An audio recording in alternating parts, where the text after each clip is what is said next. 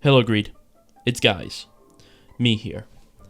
Listen, I want to talk about the expected modifier and the reversal modifier and so on. And I want to talk about how like in concept, right, as an idea, I get it, it works. It does not feel good to get absolutely slammed and then get hit with a, you know, with a -20, right? You want to be like, oh, consolation or whatever, you got slammed. Because they were better than you, and we, for some reason, matchmake the game where they were so much better than you that we give you a modifier for it. So here's -18 instead. It makes sense on paper.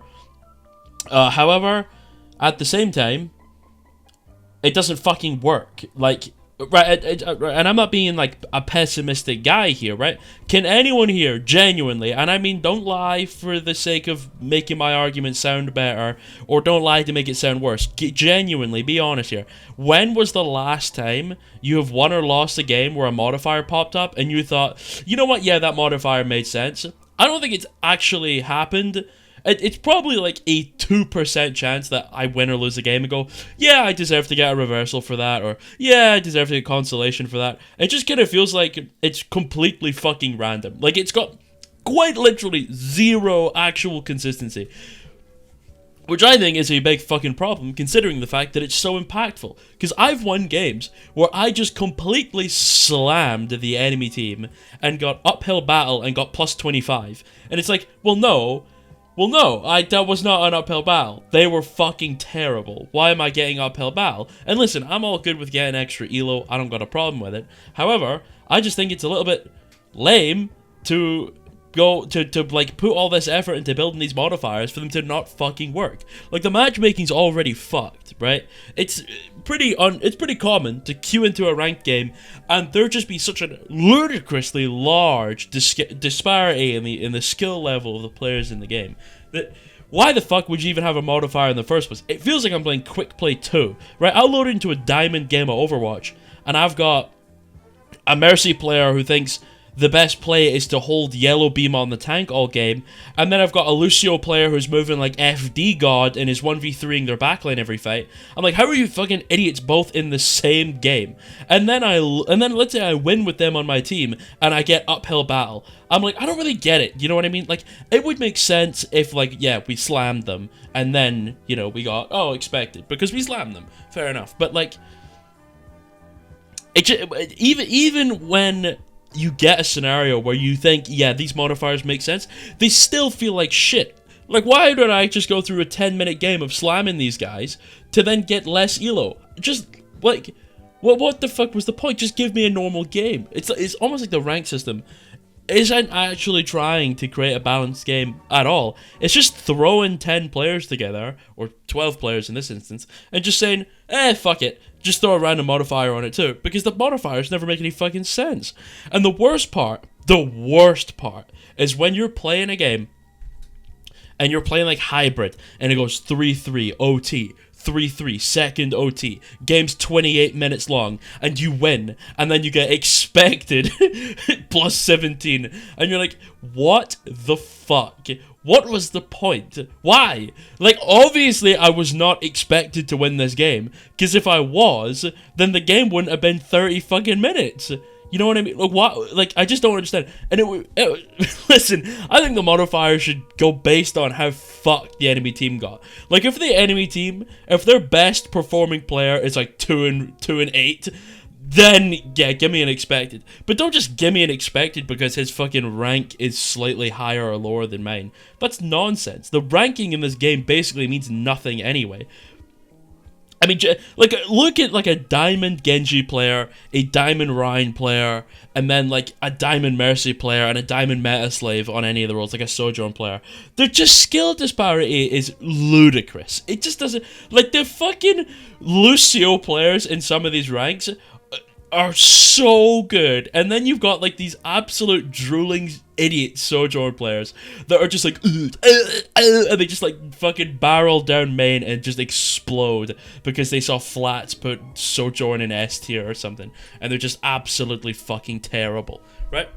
But it's okay, because once you get those absolute blabbering fools on your team and you lose, don't worry, you're almost certainly gonna get hit with reversal, minus 25, or some fucking nonsense like that. So, there's the main issue with it, in my opinion, is that they are not accurate at all. Right? Not even like a little bit, right? You would say the vast majority of the time where you would expect a modifier to be in play, it's just not there, right? It almost seems like random chance. So there's the first problem with the fucking modifiers. The second problem with the modifiers is, I would assume, based on how expected or reversal or uphill battle the game was, it would change your ELO. Right? Let's say if you were really expected to win, you only get like plus 16. But if you're only slightly expected to win, you get like plus 19, right? That would make sense.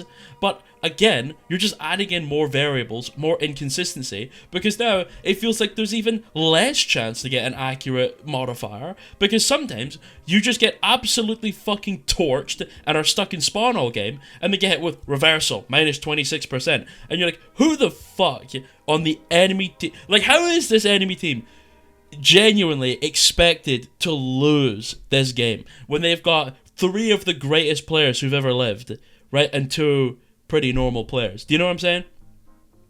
It's just bizarre to me that you like, I just don't understand what, like, I don't get it. Surely this is not beneficial to the matchmaking, because all it takes is a couple of these shit modifiers to absolutely plummet someone's ranking, or just catapult it into the stratosphere. I mean, I've seen people get like 3 uphill battles in a row, and then they're just like 115 ELO up, and you're like, that's absurd, right? That's way too quick to be claiming. But it's okay, because it's Blizzard, and Blizzard obviously knows what they're doing. And the matchmaking's been shit for years. The queue times are terrible, the matchmaking quality is terrible, and to add on to that, you have these fucking ass modifiers making everything so much worse. But it's okay that it's so much worse, because Blizzard's the best company on the planet and can do no wrong, obviously. And I'm going to be called a doomer for complaining about this. And people are going to say some goofy shit like, oh, you just lost a game and you got reversal. I have like a 90% win rate, okay? I'm complaining because of the fact that it's bullshit, okay? Because it is. I mean, can anyone genuinely sit down and explain to me that how it's a good thing or healthy for the game in any way at all? Is there... Because... Listen, I don't want to complain for the sake of complaining here. I just have never experienced a modifier and thought, yeah, that was good, that made sense, that was really healthy for the game. Because it just doesn't feel good to go to fight for this win, right? You're swagging out, you're playing well, your team's ass, and then you're like 42-3, and you win and you get expected, plus 17. Like, no motherfucker, no, I was not expected to win that game, because if I was, I wouldn't have had to sweat my balls off for the last 10 minutes to even stand a chance of winning. Am I going insane? Surely not. And I can't imagine anyone is actually benefiting from the modifiers and thinking, yeah, these make sense. Right, because the vast majority of the time it's fucking wrong, like I said. And don't even get me fucking started on the amount of boosting, rank inflation, and rank deflation the modifiers cause. I've had some absolute fools in my game.